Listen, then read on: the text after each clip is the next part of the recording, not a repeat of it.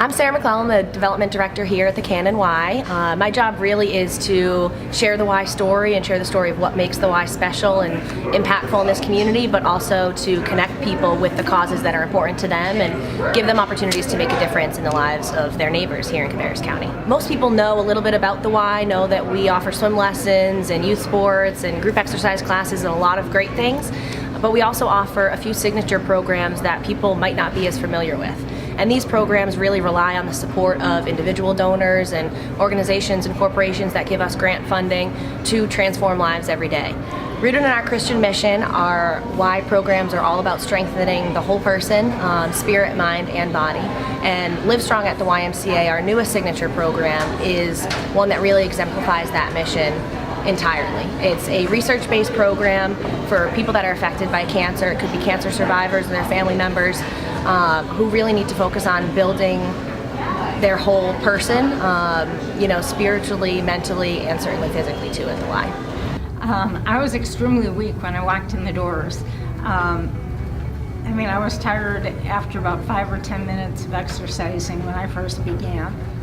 It's been a year since my last surgery, and I haven't been able to bake cookies or do anything until this year. I didn't have energy I couldn't stand that long, I couldn't bend into the oven. It wasn't, it's not about running a marathon, it was about doing everyday functions. So yeah, this program has been fantastic because I couldn't have done it without. The Empty Stocking Fund is a unique opportunity for our members because so many of our members here are blessed, especially around the holidays, and the Empty Stocking Fund allows us to share those blessings with the people in our community who need them most.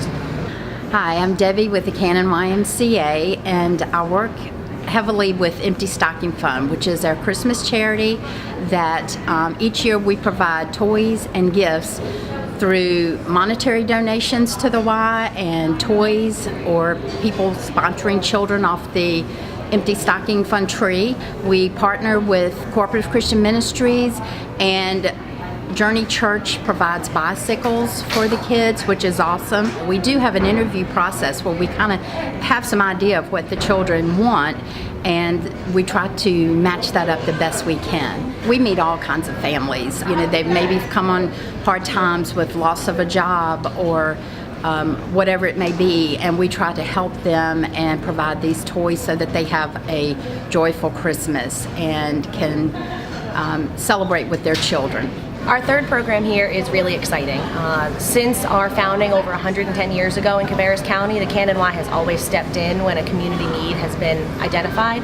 The Y created the Share the Harvest Community Farm to meet that need again. Hi, I'm David Goforth, Farm Manager with YMCA Share the Harvest Farm. The Y saw a need for getting produce into the community, people that were not getting the amount of fruits and vegetables that they needed, and thought we could make a difference there.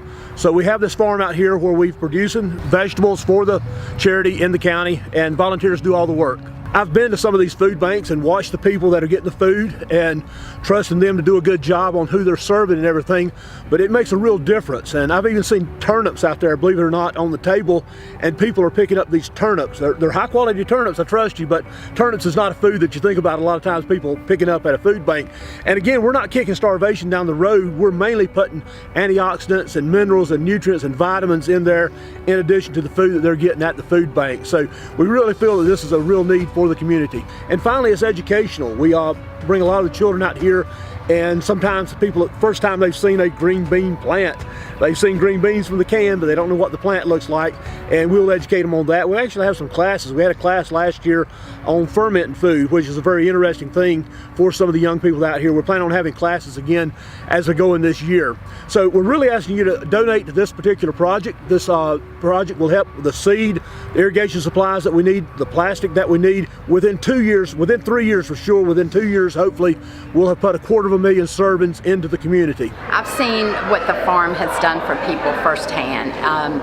We had a load of cabbage that we were taking to Operation Breadbasket a few months ago, and just meeting the people there unloading. One lady in particular was Miss Carolyn, and she came up to me and she said, "Can I get the cabbage out out of the truck now? And we're like, absolutely. Then we don't have to unload all those cabbage.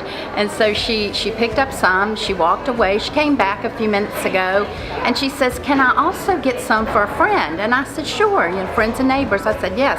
She had her little bags. We filled them up with cabbage. She hugged me, introduced herself as Miss Carolyn. I introduced myself as Debbie with a Y. And it was so cool. Well, then we moved down to another location to actually unload all those cabbage, which was a truckload. And she comes back again, and I said, Miss Carolyn, are you back for more cabbage? And she says, no, I came to help you unload. That was special. All the programs we've talked about today are completely funded by private donations and community grants, so we really need your support now more than ever to ensure that more people are able to be impacted by these types of programs. We're really blessed to live in a community where people tend to step up when a need is identified and help meet that need, and so that's why today I'm asking all of you to consider a gift to support your community through the YMCA. And I say through the YMCA because a gift to our annual campaign, to one of these programs, isn't a gift to the Y, it's really a gift to the people that our programs are able to impact. So I challenge all of you to support something that you care about, whether it's scholarships or the Empty Stocking Fund or the Share the Harvest Farm or the Live Strong at the YMCA program, because we really can come together and transform lives this year.